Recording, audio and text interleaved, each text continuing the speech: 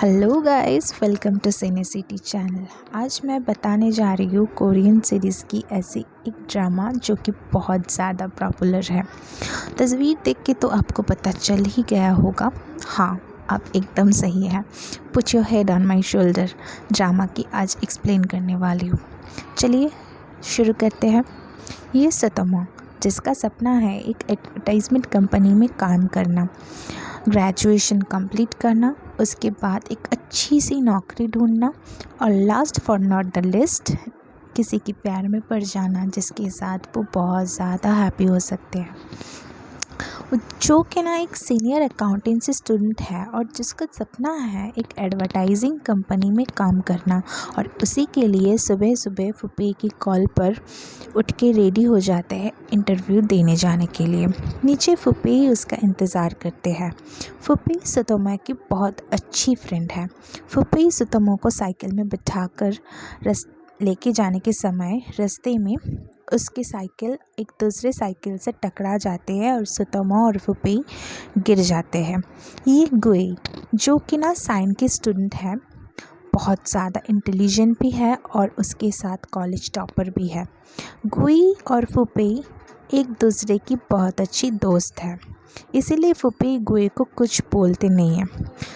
गिर जाने के बाद सुतोमो की फ्रॉक साइकिल में अटक जाती है। गुई उसको बोलते हैं कि उसे क्या जल्दी है। उसके जवाब में मोमो बोलता है हाँ, और उसके साथ ही साथ गुई उसका फ्रॉक साइकिल से खींच के बाहर निकल देते हैं। उसके बाद वो बैग लेकर चले जाते हैं और फुप्पी भी मोमो को साथ में लेकर उसके इंटरव्यू ऑफिस में छोड़ आते हैं। उसके बाद फुप्पी मोमो को कहती है कि उसे जाना होगा क्योंकि उसका फुटबॉल मैच है। गुई जाते हैं एग्ज़ाम देने। एग्ज़ाम हॉल में जाकर वो देखते हैं कि उसके बैग के साथ मोमो की बैग की एक्सचेंज हो गई और उसका पासबुक छोड़ के एग्ज़ाम देना नामुमकिन था, ऐसा ही बोलते हैं प्रोफेसर। वो प्रोफेसर को रिक्वेस्ट करते हैं ताकि उसे समय दे कि वो जाकर उसकी पासबुक ला सके, बट प्रोफेसर कहते हैं कि उसके पास इतना समय नहीं है। गुई एग्ज़ाम ना देकर ही उस हॉल छोड़कर बाहर आ जाती है। उसके बाद वो देखते हैं कि उसके बैग में एक फ़ोन बज रही है जो कि मोमो का था। वो फ़ोन रिसीव करते हैं तो उस साइड फुप्पी था। फुप्पी को वो कहते हैं कि उसकी एक लौती फ्रेंड के वजह से वो आज एग्ज़ाम नहीं दे सकी। दूसरे साइड मोमो जब इंटरव्यू देने जाती है तो उसे थोड़ा अनकंफर्टेबल फील होता है उसके कपड़े की वजह से। उसके बाद वो खुद का इंट्रोड्यूस करवाती है।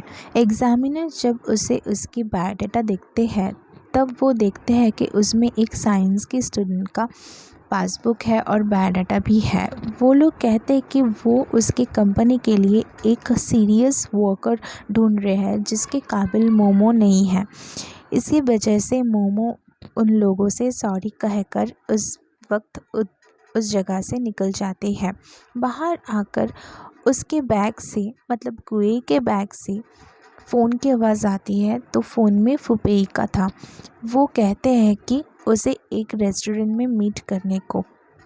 फुप्पी, गुई और मोमो एक दूसरे से वो उस रेस्टोरेंट में मीट करते हैं। तो फुप्पी गुई और मोमो को आपस में मिलवाती है। गुई बोलते हैं कि काम के बात पे आने पर, तब एक दूसरे का बैग वो एक्सचेंज करती है और गुई अपना बैग बहुत अच्छी तरीके से देखते हैं। फुप्पी तब गुई को बोलता है कि मोमो ऐसी लड़की नहीं है जो उसके बैग से कोई चीज़ चोरी करे। तब गुई बोलता है मोमो को भी अच्छी तरीके से उसका बैग देख लेना चाहिए। मोमो देखना शुरू करती है और कुछ मिलता नहीं है, उसके बैग से कुछ मिसिंग था। तो फुप्पी जब क्वेश्चन करता है कि क्या ढूंढ रहे हैं वो, तो मोमो कहते हैं कि उसका मेंस्ट्रुअल पैड जो कि बैग में नहीं है और जो कि गुई की भी काम की चीज़ नहीं है। तब गुई थोड़ा ऑकवर्ड फील करता है और वो एक्सप्लेनेशन देना चाहते हैं। मोमो बोलते हैं कि छोड़ो, जाने दो। तब वहाँ से उठकर चले जाते हैं। उसके बाद वो हॉस्टल में गाना गाते हुए इन करते हैं और उसके साथ जो 3 फ्रेंड उसके रूम शेयर करती थी वो बोलते हैं कि उसकी दिन क्या बहुत अच्छी थी आज, उसका इंटरव्यू क्या अच्छा गया। तब उसके जवाब में मोमो बोलते हैं बिल्कुल भी नहीं, पर एक फ़नी लड़के से आज उसकी मुलाकात हुई। अगले दिन मोमो जब क्लास कर रही होती है कॉलेज में, तब उसका क्लास में प्रोजेक्टर ख़राब हो जाता है और प्रोफेसर टेक्नीशियन को बुलाते हैं। उसके बाद गुई उस रूम में हाजिर होते हैं। प्रोफेसर गुई को टेक्नीशियन समझकर देखने के लिए बोलते हैं और गुई उसे ठीक भी कर देते हैं। क्लास के सभी लोग गुई को देखकर बहुत बातें कर रही होती है, क्योंकि गुई देखने में बड़ी ही हैंडसम थी। गुई मोमो के पास आते हैं और उसे डेस्क में से चाबी निकाल के देने के लिए बोलते हैं। क्लास के एंड में मोमो जब बाहर निकलते हैं, तब फुपेई उसे बोलते हैं कि आज उसे वो ट्रीट देगा। मोमो बिल्कुल भी राज़ी नहीं होता है, क्योंकि पिछले दिन फुपेई उसे छोड़कर चले आए थे इंटरव्यू हॉल से, पर फुपेई उसे मना लेती है और वो दोनों खाने जाते हैं। उसके बाद मोमो के फ़ोन पे एक नेक्स्ट इंटरव्यू का मैसेज आता है और वो एड्रेस फुपेई को दिखाते हैं। फुपेई बोलता है कि वो जानता है कि ये कहाँ किधर है और वो मोमो को लेके जाएगा। पर अगले दिन जब मोमो बस स्टैंड में फुपेई का वेट कर रहे होते हैं, तब फुपेई नहीं आते हैं और वो अकेले ही चले जाते हैं।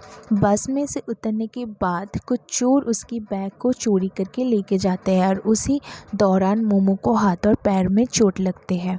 वो फ़ोन करते हैं फुपेई को, पर फुपेई मैच कर खेलता होता, इसीलिए वो रिसीव कर पाती अपने फ़ोन को।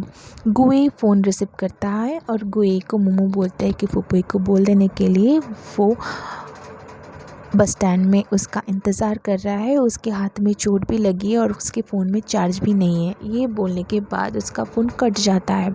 उसके बाद गुई उसे ले के लिए बस स्टॉप जाते हैं। बस स्टॉप में जाके देखते हैं कि मोमो के हाथ और पैर में बहुत ज़्यादा चोटें आई है, इसीलिए वो उसे लेके हॉस्पिटल चले जाते हैं।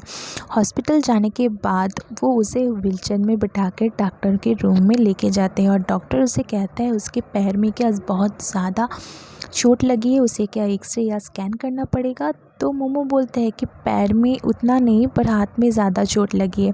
तो डॉक्टर मोमो से पूछते तो व्हीलचेयर में क्यों आए, तो मोमो थोड़ा शर्मा जाते हैं और उसके बाद डॉक्टर मोमो को अच्छी तरीके से देखकर छोड़ देते हैं।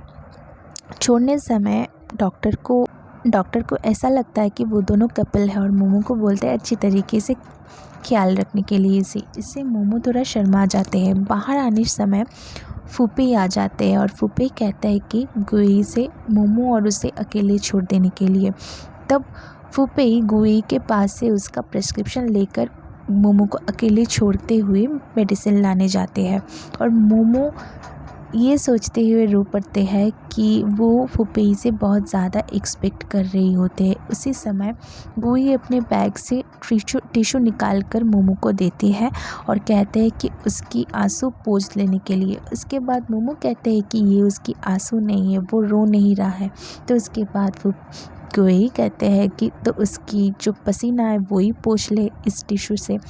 इसी साथ फर्स्ट एपिसोड का एंड होती है।